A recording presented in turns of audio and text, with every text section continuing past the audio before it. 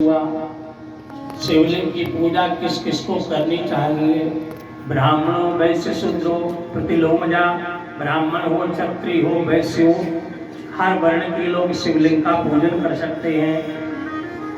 स्त्री नाम अभी स्त्रियां भी शिवलिंग को हाथ लगा सकती हैं। शिवलिंग का छुआ हुआ प्रसाद खाना चाहिए या नहीं, यहाँ पर भी थोड़ी सी शंका हो गई।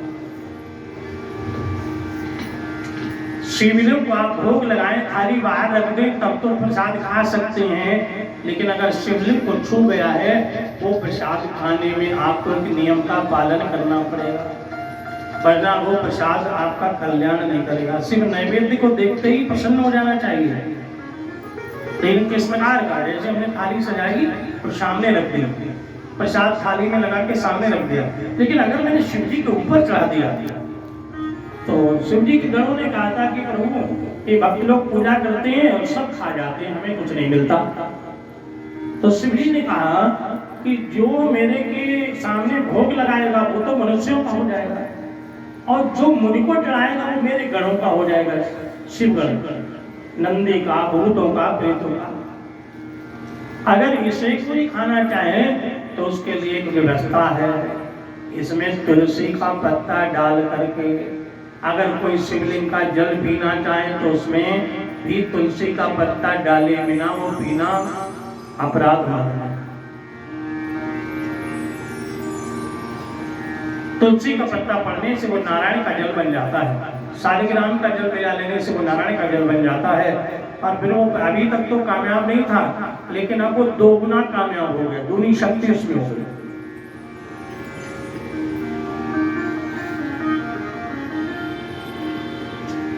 कई बार क्या करते हैं, जल चढ़ाते उसको पी लेते हैं। अगर आपको पीना है तो आपको पूरा फल तभी मिलेगा जब आप उसे अलग करके उसमें तुलसी डाल दें। तुलसी डालते ही वो क्योंकि तुलसी भगवान विष्णु की प्रिया है, और विष्णु भगवान शंकर जी के जो है वो इष्ट देवता हैं। इसलिए शिव जी ने गणों से कह दिया था कि जो इस प्रसाद को पाना चाहें वो या तो इसमें तुलसी डाल दे या शालिग्राम का जल डाल दे तो पा सकता है, परंतु मेरे सामने रखा हुआ सारा प्रसाद कोई भी पा सकता है, लेकिन शिवलिंग को लगा हुआ मेरे गणों का हो जाता है। तो आप शिव जी के गण तो हो नहीं, क्योंकि शिव जी के गण तो भूत प्रेत है, भूत प्रेतों का हो गया। अगर आपने लेना है, आपने पीना है, तो आप उसके लिए व्यवस्था करके ले जाइए तुलसी की। तुलसी चाहे वो आपकी ताजी हो, चाहे आप तुलसी की लकड़ी ही क्यों न ले जाए, सूखी हुई तुलसी भी हरी तुलसी की समान होती है। अगर आपको बेलपत्र नहीं मिल रहा है तो शिव जी पे चढ़ा हुआ बेलपत्र धोकर भी आप उसे चढ़ा सकते हैं।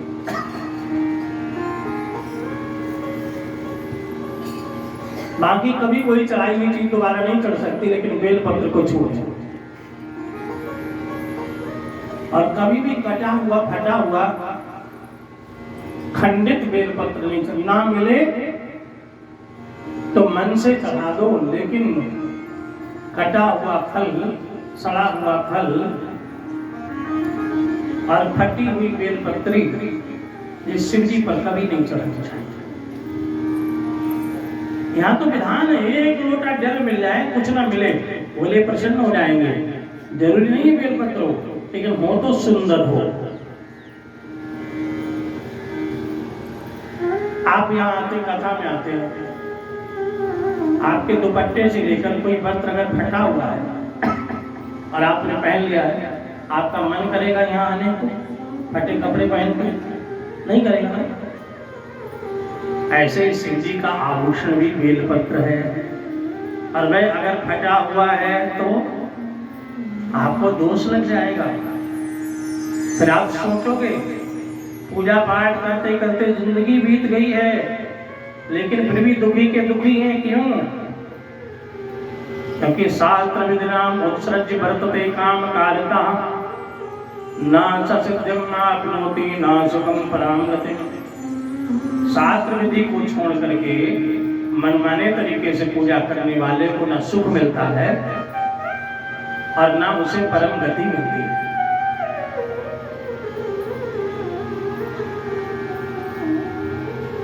इसलिए मनमानी नहीं, कोई चीज नहीं है, कोई बात नहीं है। आप ये गलानी मत करो कि दूसरे ने बहुत कुछ चढ़ा दिया, मैंने कुछ नहीं चढ़ाया है, चिंता छोड़ दो। सब थाल भर के ले जाए, आप एक लोटा जल ले जाओ, भाव से एक लोटा जल भी चढ़ा के लौट आओ, सब वस्तु समझो आपने चढ़ा दी।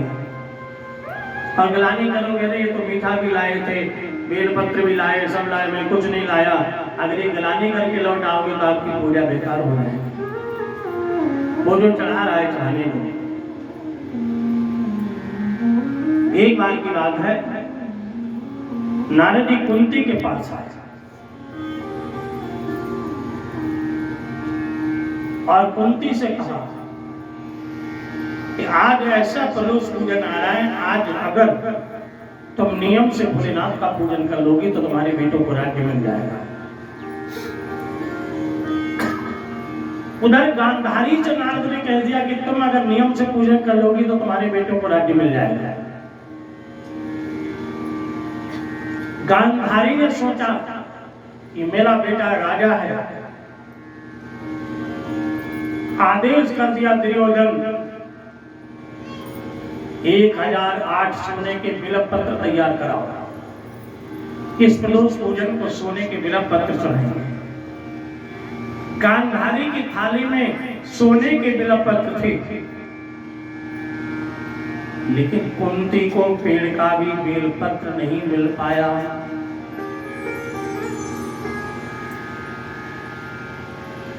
उधर गांधारी को अभिमान था कि मैंने सोने के बेलपत्र से शिव को प्रसन्न करने जा रही हूं।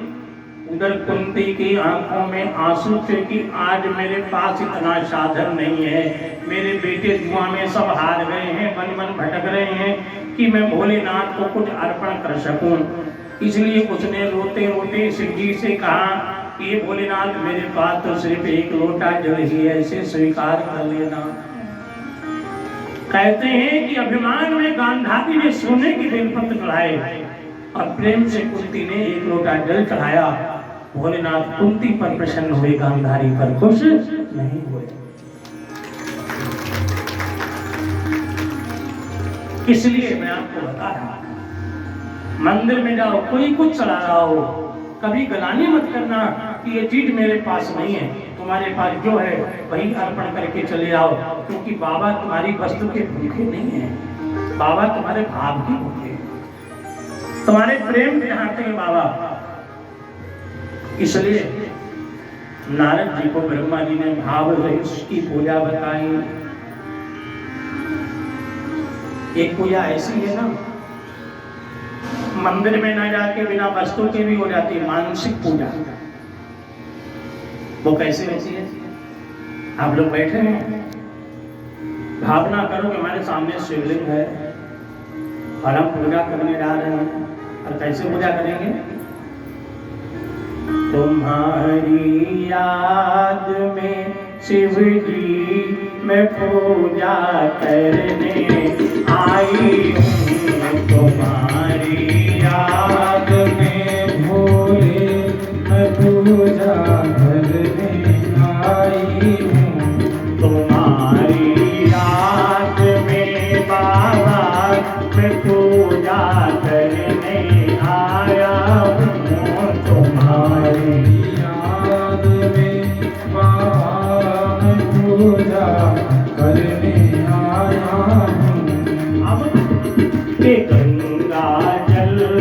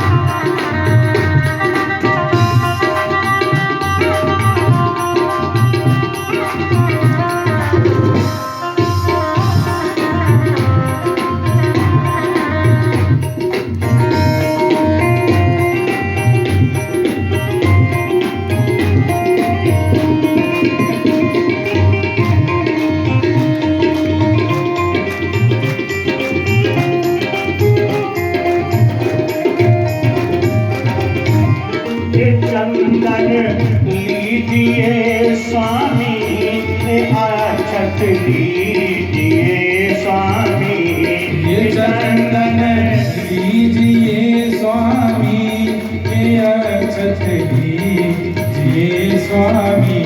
राम का नाम। एक बात और बताएं, बेल पत्र पे नाम राम लिख देना, तीनों पत्रों पे। एक बेल पत्र 1 लाख के बराबर हो जाएगा। राम राम लिख देना बेल पत्र के तीनों पत्रों पे। राम का नाम लिख लिख कर बेल पत्र लाया, राम का नाम लिख लिख कर बेल पत्री लाया हूँ। तुम्हारी याद में बाबा मैं पूजा करने आया हूँ। तुम्हारी याद में बाबा मैं पूजा करने आया हूँ।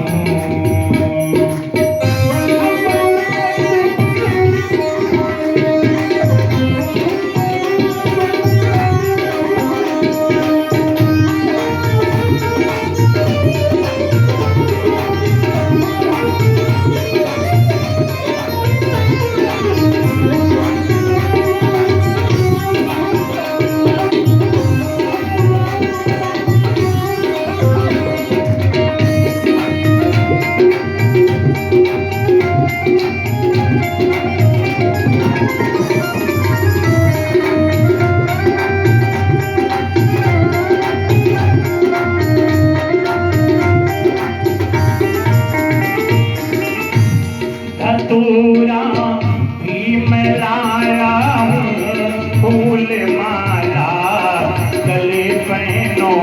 धतूरा भी मैं लाया हूँ, फूल माला गले पहनो। हाल दीपक सजा कर दे, आरती करने आई हूँ। हाल दीपक सजा करके आरती करने आई हूँ। तुम्हारी याद में बाबा मैं पूजा करने आई हूँ। तुम्हारी याद में बाबा मैं पूजा करने आई हूँ।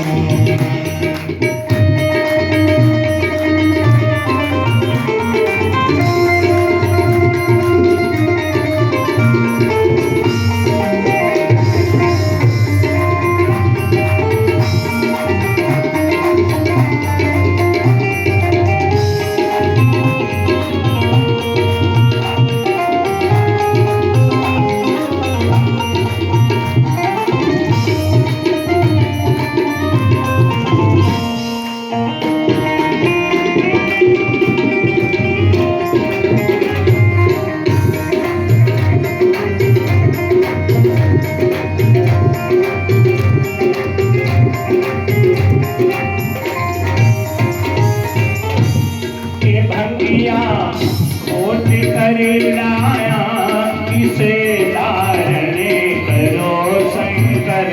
ये भंगिया खोज कर लाया, इसे धारण करो शंकर। कि दाता ज्ञान की मूठी चलाने शिव को आया। कि दाता ज्ञान की मूठी चढ़ाने तुमको आया हूँ। तुम्हारी याद में शिव जी को याद करने आया हूँ। तुम्हारी याद में बाबा मैं पूजा करने आया हूँ।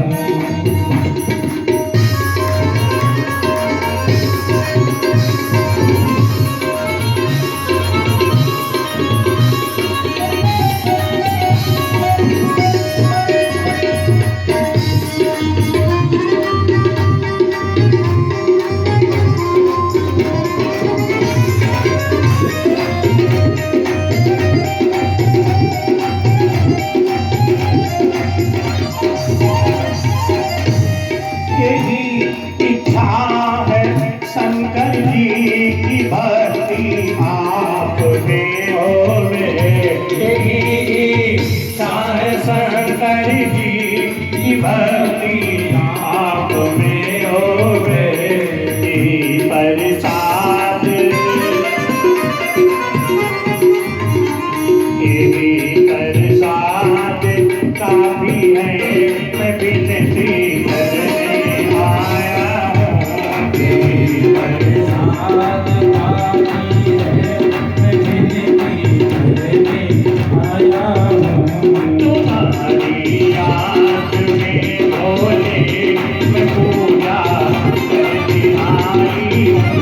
तुम्हारी याद में भोले मैं पूजा करने आई हूँ।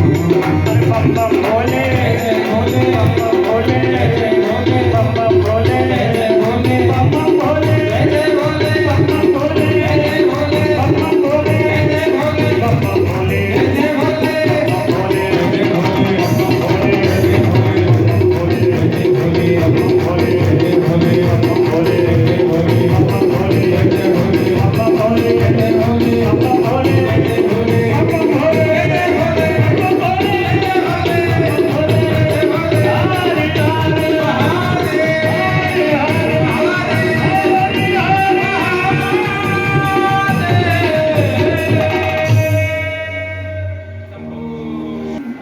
शिव जी को गंगा जल चढ़ा दे। मेरे मन शिव जी को बेलपत्र लिया, मन लाएगा, और जब मन जाएगा तो मन भटकेगा नहीं। इसका नाम है मानसिक पूजा। ब्रह्मा जी ने नारद को बताया, नारद जी शिव महिमा सुन रहे हैं। फिर नारद जी ने पूछा कि हे ब्रह्मन, आप मेरे गुरुदेव हैं, मेरे पिता भी हैं, लेकिन अब मैं जानना चाहता हूँ कि आपको शिव जी ने उत्पन्न किया, लेकिन आपके द्वारा शिव जी कैसे उत्पन्न हुए? आपने कहा था, उन्होंने कहा कि मैं आपसे उत्पन्न होऊंगा। आपको उन्होंने पैदा किया, लेकिन आप उनके पिता कैसे बने? उनके गले में सर्प कहाँ से आया? उनके माथे पे चंदा कहाँ से आया? उनके सिर पे गंगा कहाँ से आई? शिव जी ने कहा कि पूरा मेरा महीना सावन का मेला होगा, लेकिन फिर भी उस सावन के महीने में शिव जी ने एक दिन नागों को दिया, और नाग पंचमी क्यों कहलाई? मैंने सुना है कि शिव जी ने ही नागिन को वरदान दिया था, अगर कोई जोड़े में रह रहे नाग को मार देगा तो मारने वाले की तस्वीर नागिन की आंखों में आ जाएगी। ये कहानियां नहीं है, ये सनातन की सच्चाई है। अगर नाग नागिन के जोड़े में अगर कोई नाग को मार देगा तो मारने वाले की तस्वीर नागिन की आंखों में आ जाती है। वर्तमान की बात कर रहे हैं, पहले की नहीं कर रहे। और सर्प अधिकतम सावन के महीने में ही दिखाई देते हैं, ज्यादातर अन्य महीनों में कम। सावन में अधिक, भादों में भी उतने नहीं दिखाई देंगे, जनवरी फरवरी में नहीं दिखाई देंगे, बैसाख जेठ में दिखाई नहीं देंगे। लेकिन जब सावन की संक्रांति लग जाएगी तो सर्पों का दिखना शुरू हो जाएगा। ये सावन का सर्पों से क्या रिश्ता है? तब ब्रह्मा जी ने कहा, सुनो नारद, अब मैं तुम्हें सृष्टि की रचना के बारे में बताता हूँ। ये संसार कैसे बना? कई बार लोग विचार करते हैं कि पहले मुर्गी पैदा हुई कि पहले अंडा। कई लोग आपस में कहते हैं पहले अंडा या मुर्गी।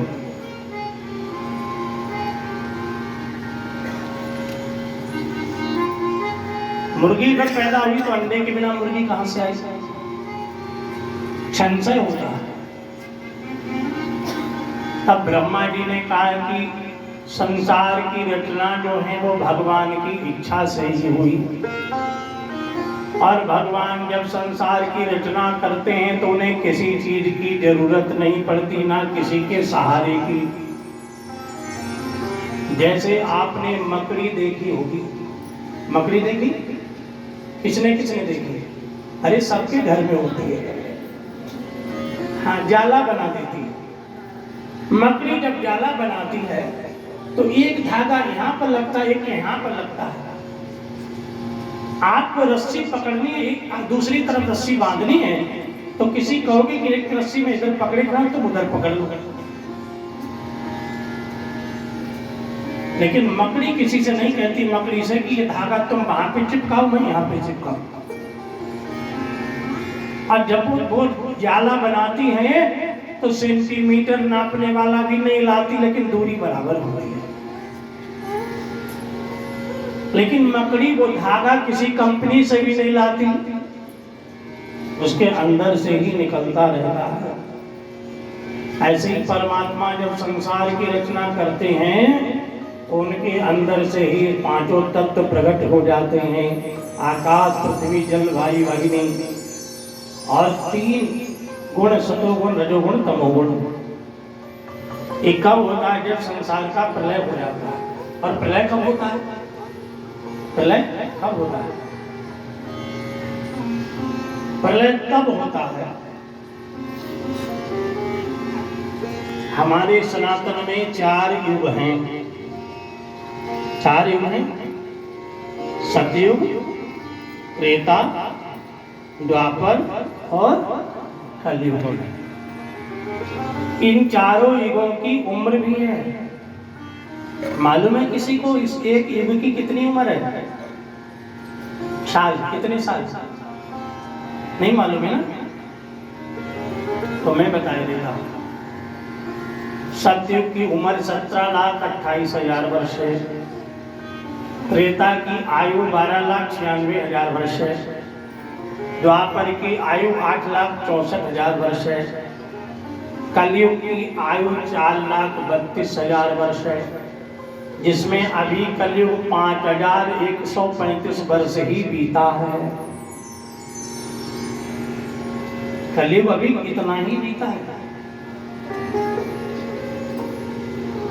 इसलिए मैं आपको सुना रहा हूँ, टीवी पे खबरें आने लगती हैं। यानी 2009 में खबर आ रही थी कि 2013 में दुनिया मिट जाएगी, प्रलय हो जाएगा। जनवरी कितने दिन की होती है?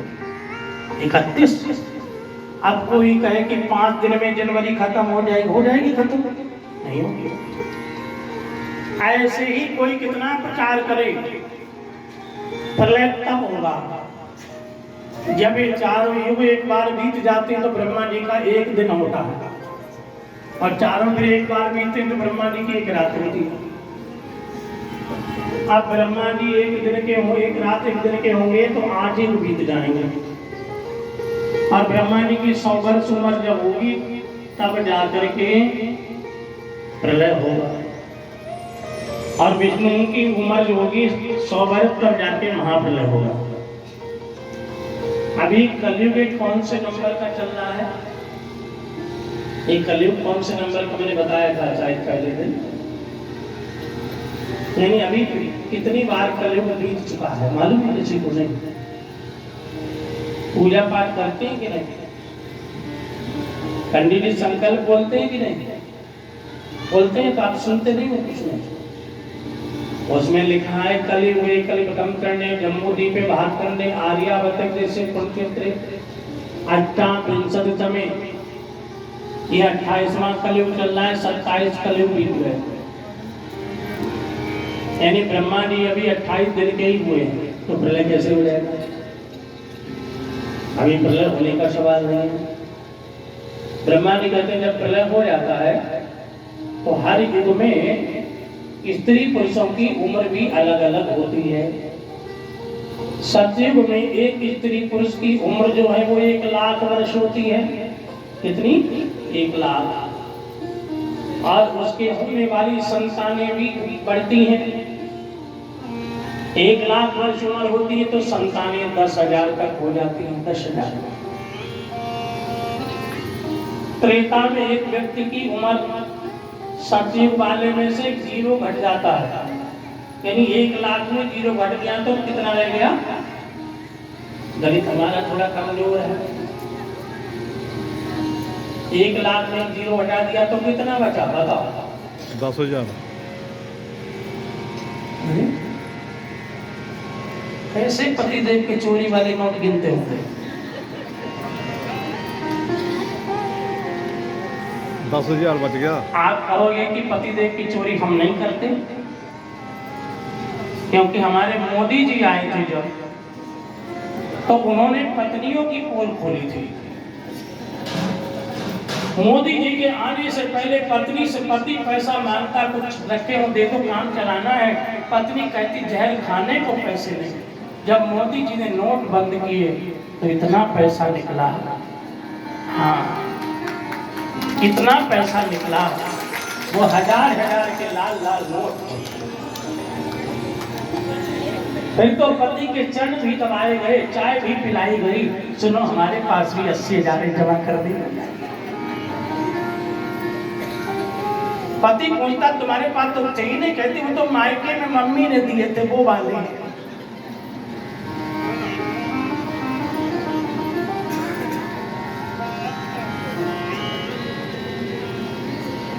एक लाख में से एक जीरो कम हो गया तो कितना रह गया? 10,000। 10,000। त्रेता में एक स्त्री पुरुष की उम्र होती थी 10,000 और संतानें होती थी कम 1,000। फिर आया द्वापर में फिर 10,000 में एक जीरो कम हो गया। द्वापर में स्त्री पुरुष की उम्र फिर कितनी रहेगी? 10,000 में जीरो कम हुआ तो कितना बचा? 1,000। और द्वापर में संतान की संख्या हो गई 100। कलयुग आया, कलयुग में फिर उम्र की संख्या में एक जीरो कम हो गया। 1000 में से एक जीरो कम हुआ तो कितनी रह गई? 100। और संतान में भी एक जीरो कम हो गया तो कितनी रह गई? 10। इसका मतलब समझे, अगर आप व्रत जीवन में हैं तो आपके 10 संतान तो होनी ही चाहिए पुराण के अनुसार।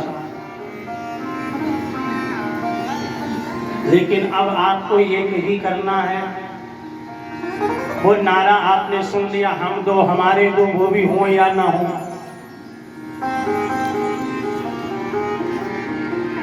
ये रिश्ते ताऊ के, चाचा के, मामा के, ये सत्ययुग त्रेता में बने, आप लोगों ने मिटाने शुरू कर दिए। आपका एक बेटा है, उस बेटे के बेटे को चाचा मिलेंगे क्या? ताऊ मिलेंगे क्या? बताओ ना। आपकी एक बेटी है तो बेटी के बच्चों को मौसी मिलेगी? जवाब दो। आप रिश्ते खत्म करने पर जुटे हुए हैं।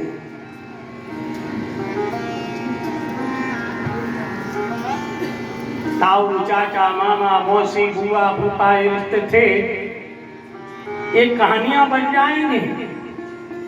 क्योंकि जिसके एक बेटा एक बेटी है तो बेटे का जो बच्चा होगा वो चाचा किससे कहेगा? और एक ही बेटा होगा तो फिर वो गाना कैसे गाएगा? वो भाभी किसको कहेगा? वो किससे कहेगा? साची कहूँ तोरे आवन से हमरे अंगना में आई बहार भोजी। वो किससे भाभी कहेगा? बता। जब एक ही बेटा है भाभी किसको बोलेगा? कितने रिश्ते मिटाओगे? तुम सोच रहे हो कि हम अपने एक बच्चा पैदा करके उसको लायक बना दें? एक बच्चा बालों के शरीर सड़ते पड़े रहते कोठियों में, बच्चा विदेश में पड़ा होता है। गौर करना इस बात पर। वो तुम्हारा दुश्मन है जो तुमसे लिया था लेकर के सब संपत्ति, और वो चंपत हो गया। अपने दुश्मन खुद बने हुए हो। तुम पाल लोगे? अरे तुम्हारे पालने से पल जाएंगे क्या? पालनहार तो कोई और है जो चींटी से लेकर हाथी तक को पालता है। आप कहोगे महाराज आप बच्चों की बात करते हो, तो हमारे माता पिता वही पुराण पढ़ने वाले थे। अगर बात करें तो हम 5 भाई और 3 बहन, कितने हो गए? 8। 8वें नंबर की हमें, क्या हम दुखी हैं? बताओ ना, क्या हम दुखी हैं? तुम कहते हमारे 4 बच्चे हो जाएंगे, सुखी रहेंगे कि नहीं रहेंगे? उस पर छोड़ दो, लेकिन कम से कम 2-3 बच्चों से नीचे की बात मत करो, वरना माता ही मत बनो, ये ठीक है।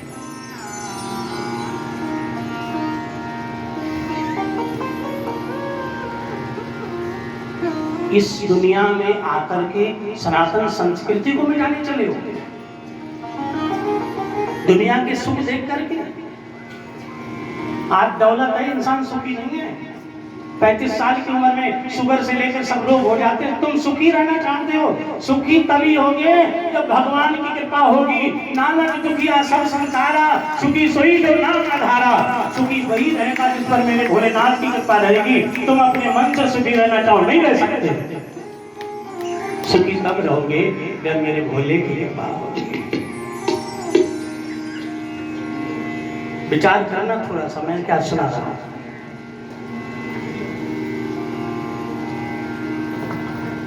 क्योंकि मैं महानगर में रहता हूं।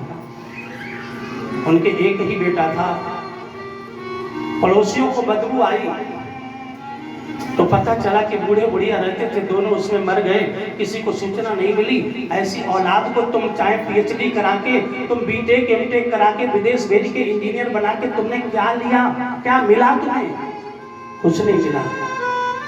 बड़ा दुख होता है। आप किसी से कहो हमारा बच्चा ये कहीं ठीक बढ़िया से पढ़ा लेंगे, पढ़ा लो बढ़िया से। मैं कहता हूँ वो हाई स्कूल भले पास ना हो, वो मेहनत करे, मजदूरी करे, खेत में काम करे, लेकिन बुढ़ापे में तुम्हारा सहारा बने वही बेटा है। वरना वो शत्रु है जो बुढ़ापे में तुम्हें एक गिलास पानी भी ना दे।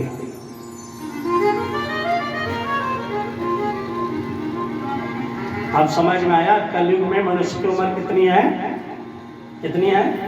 100 वर्ष। संतान कितनी होनी चाहिए? 10। तो खैर 10 नहीं, लेकिन अब थोड़ी सी छूट हम ये दे रहे हैं। 2 बेटा कम से कम सबके होने चाहिए, और 1 या 2 बेटी, जो भी भगवान के ऊपर छोड़ दो। बस फिर आपका परिवार में रिश्ते भी बने रहेंगे। और आपका एक बेटा अगर पानी नहीं भी देगा तो दूसरा माता माता माँ माँ कह करके आपका बेड़ा पार कर देगा। इतना तो संदेश जाना ही चाहिए। नारद जी ने कहा कि हर युग में मनुष्य की आयु भी अलग होती है, संतान भी। जब ये समय पूरा हो जाता है तब सब कुछ नष्ट हो जाता है।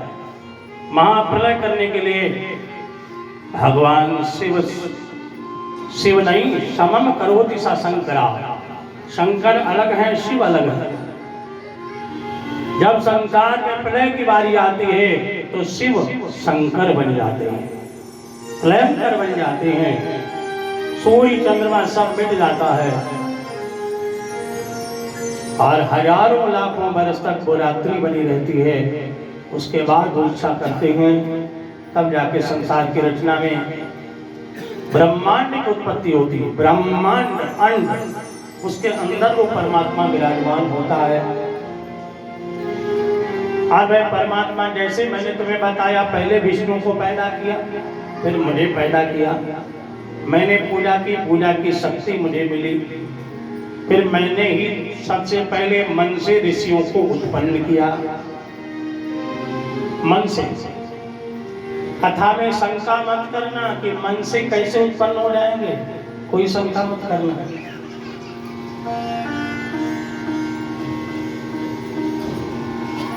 सृष्टि की रचना है भैया।